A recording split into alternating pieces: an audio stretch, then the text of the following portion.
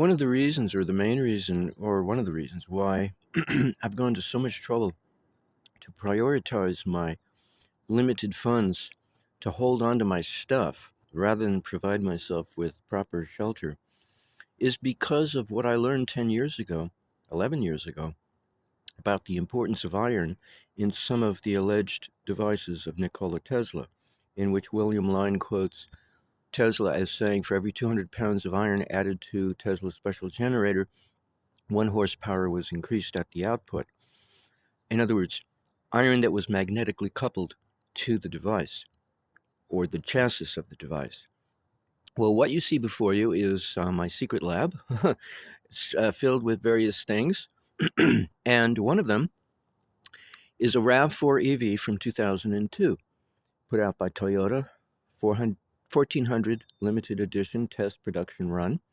1,000 were leased and were recalled and destroyed and crushed, but 400 were offered for sale, and they were bought. And this is one of those that were sold. The original owner was a physician living or working in Long Beach, and he sold it to an airline pilot who lived out in Maryland, next door to Washington, D.C. And then it was shipped back to Washington State when I was there. I took delivery of it. So it's gone back and forth across the continent. But it has a massive amount of iron inside of it. And that's why I've endeavored to hold on to it. I don't want to lose it because it might prove useful. Because I think that's why Tesla chose a Pierce Arrow to conduct his 1931 demonstration / experiment, whatever. It's really a demonstration more than anything else because he already knew it was going to work. He just wanted to have the satisfaction of seeing it work, experiencing it working. But he already had it working in his head. And he had a computer simulator for a brain with photographic memory and precision engineering inside his head. So he didn't really need to engineer anything on paper using equations to any large degree. Yeah, a little bit, maybe, but a little mathematical calculating. But everything else was done automatically. He didn't have to think about all of the details. It just ran. The simulation ran in his brain. So the Pierce Arrow is over 4,000 pounds, and mostly probably iron, magnetizable iron. While this RAV4 EV from 2002 is not an electric car. It was the gas-fired version in which the engine was removed along with the carburetor. Anything having to do with internal combustion was removed. And then the twin AC electric motors were put in. The suspension was modified to raise the car up off the ground higher than it normally would, because then a 1,100-pound battery pack of 24 nickel metal hydride batteries were placed underneath. So now it's normal suspension, but only because of that 1,100-pound battery pack. So they changed the suspension, and the rest of the car is the same. In fact, they didn't even bother to change the back door, the hatch. You know, in Japan, they don't drive on the right side of the street. They drive on the left side of the street, like the Brits. And so on the road in America, when you open up the back, it goes the wrong way, and you're standing in traffic, practically on the borderline of traffic. So, you know, they overlooked a few things because they didn't have the wherewithal to retool their assembly line to any great degree. They did minimal effort because it was just a test production run, and so that's why there are these peculiarities about this car. But this car is a classic. A few of them are in museums. This particular one, the battery pack is the second one that this car has enjoyed the use of, and it is dead and needs to be regenerated. Nickel metal hydride lends itself. It was invented purposely, specifically by Ira and Stan Obshinsky, to be of a type that can readily be regeneratable so that it can hold a charge. But it takes certain technology to do that, which John Bedini has investigated, and Battery MD, formerly Battery MD of outside of Sacramento, California, were in charge of taking people's battery packs from the few owners of this car and regenerating and giving them a reconditioned battery pack, which could not keep the uh, the full capacity of the original. The original was touted it could take you 140 miles, and that was the conservative estimate. People found they could take it 150 miles, and they theorized they could go as high as 160 if they were very conservative in their driving habits. But be that as it may, the reconditioned battery packs could not go as far. You'd be lucky if you went 60 miles, on a charge. That was my situation. Um, so, many people have kept the car, but they have replaced the battery pack with lithium. And that's nice if you want to spend thousands of dollars doing that. I don't want to. I thought either I regenerate the pack or I get the car to run without the need for a battery pack, or both.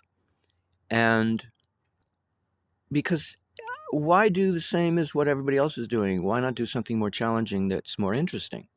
And so that's why the car sits here and is not drivable, because I'm waiting to develop my skills and waiting for my ability to be able to spend the money and the time to see if I can fix it up to get it to run again.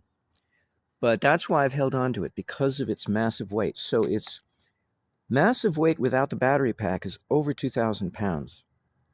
That's still, even though it's half of what a Pierce Arrow from 1931 possesses in terms of weight and the potential possibility of lots of iron content, still that's pretty good. So it's not made to be an electric car, lightweight, composite material like a Tesla or aluminum. No, this thing is made to be heavy and spend lots of gas moving its heavy ass around, its heavy mass ass around. The tires are not even the original tires. They are specialty tires. Yeah, I think for snow. Or did I have another? Oh no, I sold that one. Yeah, I had a second set for snow. That's right. No, I don't think these are the original tires that came with the car. Maybe they are. I can't remember. But they are suitable. They are correct, even if they are replacements. And they're filled with nitrogen gas. Well, I've added air because they are slowly leaking. They do have a tendency to leak a little bit. But nitrogen is supposed to be better for putting in tires. Less variability when the temperature changes outside. Nitrogen expands and contracts less than air does. Even though 3/4 of our air is nitrogen, it's still the oxygen content causes a certain amount of expansion and contraction of tires. So when it's pure nitrogen, there's very little. Anywho, so I love my car. It was named by the second owner. The prior owner's daughter gave it a name. Now, if I can remember, Galileo. Named the car Galileo. If I got that right? Yeah. Gee, I don't know now. I could be wrong. I could be mistaken. No, I think so. In honor of the shuttlecraft of the Star Trek TV series, had a name, was the Galileo for that shuttlecraft. Yeah, I think so, as I recall. Whatever.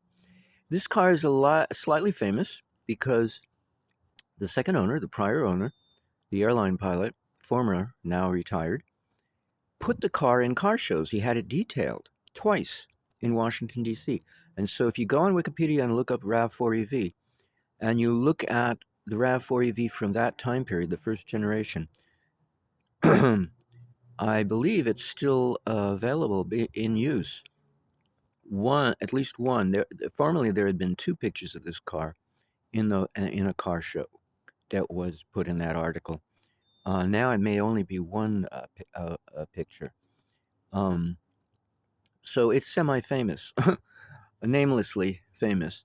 Um, but that's what the prior owner told me. So, that was me. I put it in that car show, and that's, yeah. Oh wow, look at that. So that's why I hold on to it, because of its iron content, and I suspect it might come in handy. Maybe, could be. I don't know. It all depends. There's so many different ways of creating an over unity circuit that there's really, and then variations on the basic themes that I don't try to enumerate them. I don't keep paper notes. Everything's stuck in the back end of my brain. So all the different types of simulations I've done, but the one involving the iron is a type and a class of simulations or type of circuit that requires the use of iron, and that's the Amman, and that may be why um, the Pierce Arrow was chosen by Tesla, because he didn't, in his version, he did not have to put iron in his circuit. He just made use of the iron of the car. While the Amman brothers, it's pretty obvious to me that in the photograph that we have of the Amman device, they had a barrel-shaped iron coil because it's totally black. Doesn't look like it's made out of wood, painted black. It looks like an iron winding. So Tesla found some way to magnetically couple his circuit to the chassis of his car. That's why his cables in the story of the so-called Tesla electric car hoax describes cables that were heavy, because there needed to be lots of iron wire to connect his device, his power station, to the chassis of the car. So there were various connections going in various directions. Some went to the antenna in the back, some went to the chassis, some went to the motor, the AC motor. Whatever he needed to do, he did it, and I think the chassis figures into it. That's my opinion. But that's why I hold on to this car. When it was running, I was very happy and pleased with its performance. So what if it took 18 seconds to reach 0 to 60 miles per hour? Once it reached that speed, you better hang on to your hats if it should hit you, because 3,000 pounds hitting you is a lot of hit. I never did hit anyone. Nobody ever, well, somebody did hit me, but on purpose while I was parked. They were crazy. They wanted to put a dent in my car. So they did it. So I had to replace the door. So I do not have the original door on the back end of this car. I had to have mine replaced. The paneling on the outside had to be replaced. And so I don't have the original sticker. When they sold this car, they put decals on the sides and on the back end saying EV, electric car, electric vehicle, to advertise as a form of advertisement. Hey, look, electric vehicle on the road. Because it was a big deal, 25 years ago. So I don't have that sticker, that decal anymore. I lost it when I had to replace the panel on the outside of the back hatch door. Well, it's not really a hatch because it swings on vertical spin axis, hinge axis, like a normal door would. Anyway, so it's not all the original parts to some limited degree, and somebody tried to pour beer down the outlet exhaust air vent that ventilates the battery pack when they're being recharged, because they thought they were funky, Why not? They got drunk and they poured beer down. So I have beer stains on the outside and probably encrusted on the inside of the air pathway that goes under the vehicle. But regardless, oh yeah, and I have other messy situations. It's due to animals making a nest under the hood. But so it needs some detailing, obviously, some cleansing, some cleaning out. But the interior is spotless. I kept the interior spotless. Um, I did live in it at times, homeless, and I must say, sleeping in a car that you've turned it on and left it in idle mode, the DC current, oh, I slept like a baby because I'm electrosensitive. I don't like AC. AC disturbs me. So that's one plus of being homeless is not having to deal with AC in the hot wire, the pulse, the frequency. Even if you don't use any appliances, it's always there in the hot wires of the wiring of your building. And it creates a disturbance. I don't like 60 cycles. If it was 1,000 cycles, I probably wouldn't mind. It would be therapeutic. But DC is also nice because it's calm. It's calming. So I slept like a baby when I was in this car. I love my car. I just, wish it was drivable, and maybe someday it will be. Who knows how I'll fix it and what manner of speaking. Um, anyway, little something about why I hold on to this thing and why I spend money. It cost me a nice, pretty little fortune to hold on to this car and all my other stuff.